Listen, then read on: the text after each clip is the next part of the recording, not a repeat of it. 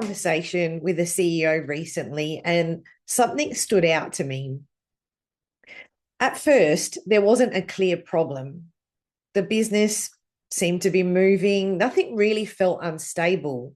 But what I noticed was that he was carrying more, and not in an obvious kind of a way, but just in the way he was thinking about things. It was in the subtle way he was holding more moving parts, more awareness about where things might go off track.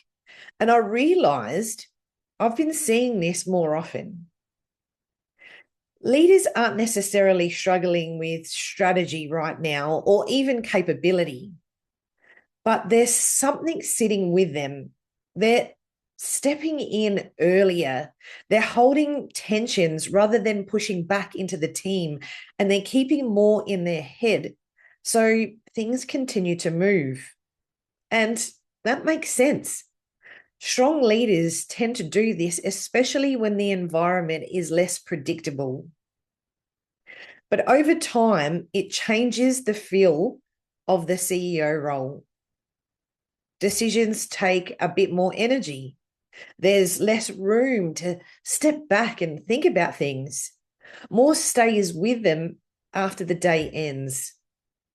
And inevitably, at some point, they usually say something like, I feel like I'm holding everything together.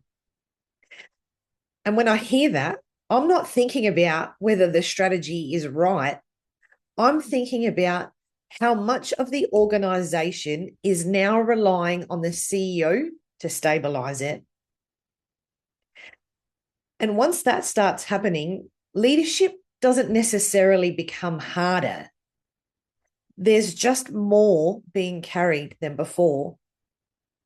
And when that happens, I usually start to see it show up in the team as well.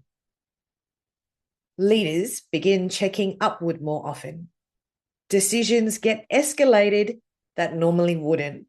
And people become more cautious about moving independently because they're sensing now where the stability is sitting. And over time, that reinforces the cycle.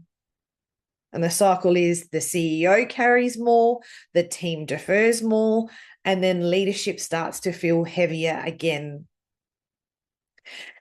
And that's usually the point where I step back with the CEO and look at what's actually being held.